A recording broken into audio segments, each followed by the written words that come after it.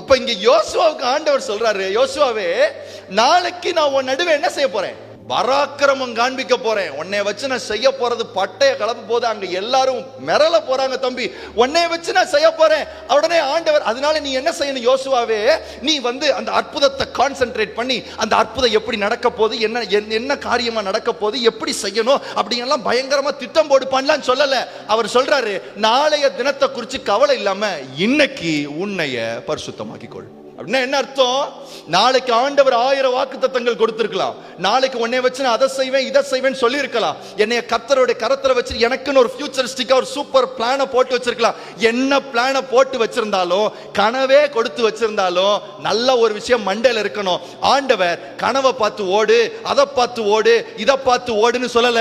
உங்களுக்கு முன்பாக இருக்கிற கிறிஸ்துவை நோக்கி ஓடுங்கள். இன்னைக்கு மட்டும்தான் என் நாள், இந்த நிமிஷம் தான் என்னுடைய நிமிஷம், இந்த மணி நேரம் தான் என்னுடைய மணி நேரம்.